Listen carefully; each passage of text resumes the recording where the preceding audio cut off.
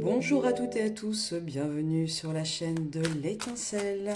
Je vais vous faire un petit tirage des énergies de la semaine à venir, la semaine du 24 au 30 novembre. Voilà, que nous réserve la dernière semaine du mois de novembre, c'est ce que nous allons voir dans ce tirage de cartes. Mais avant toute chose, merci d'être sur ma chaîne. Je me lance depuis peu, donc voilà, n'hésitez pas à vous abonner et à voir les autres vidéos, c'est énorme. Écoutez, cette première carte de tarot est très très belle puisque c'est un arcane majeur, c'est le monde.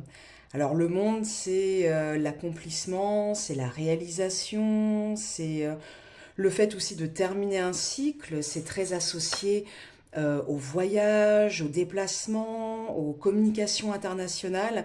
Mais avant toute chose, moi, comme je l'entends, en fait, pour cette clôture de mois de novembre, je pense que là, peut-être qu'on termine pas mal de choses et qu'on est plutôt content de soi, en fait.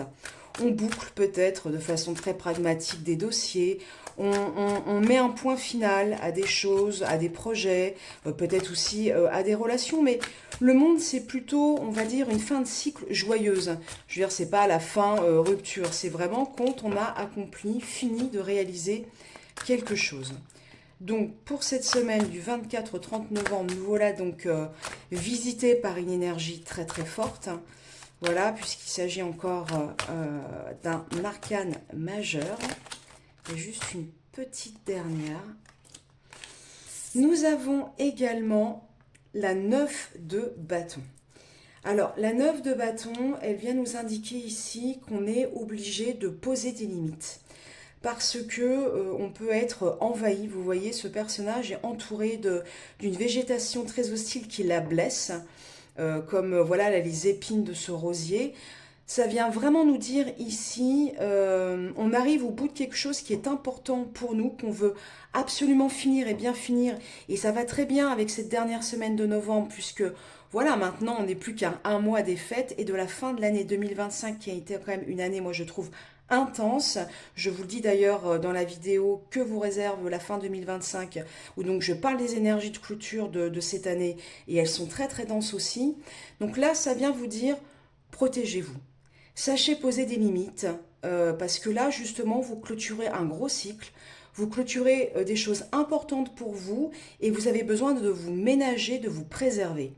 Et si là, il y a des choses qui vous alourdissent, des relations pesantes, des manières d'être aussi qui n'ont plus lieu d'être, etc., là, c'est vraiment le moment de dire stop à tout ça et de savoir imposer aussi vos limites. Voilà, notamment vis-à-vis des autres, bien entendu. On va les voir avec les annales akashiques. Du coup, ce qu'elles ont à nous dire, elles aussi, pour cette fin du mois de novembre 2025, les annales akashiques.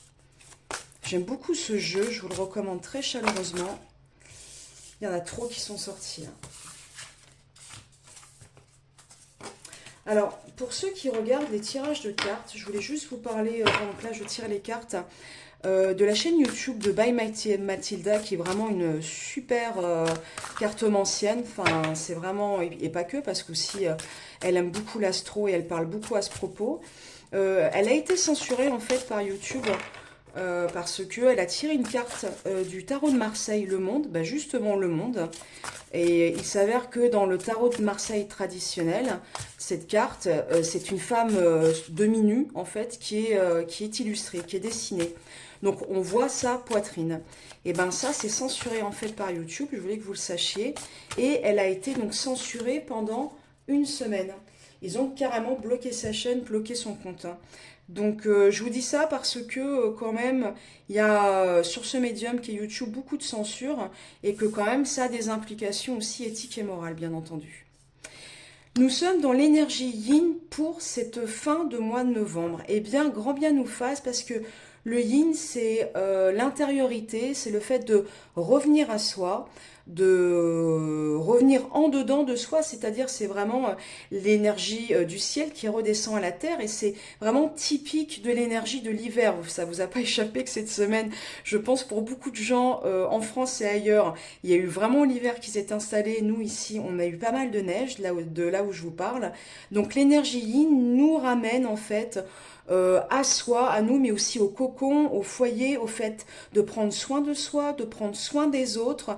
Donc ça rejoint un peu l'énergie du 9 de bâton, comme je vous le disais tout à l'heure, qui vous dit préservez-vous, préservez ce qui vous est cher, faites attention à vous, parce que là, il faut un peu faire attention, pas à économiser vos énergies, mais en tout cas à en prendre soin. Donc l'énergie yin va nous inviter à ça également en cette fin de mois de novembre.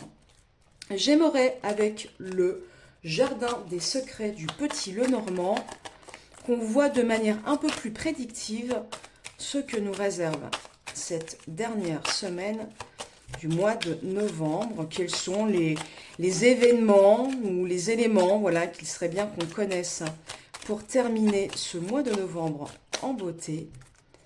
Et ça va être celle-ci. L'info. Alors, danger, blessure, finalité.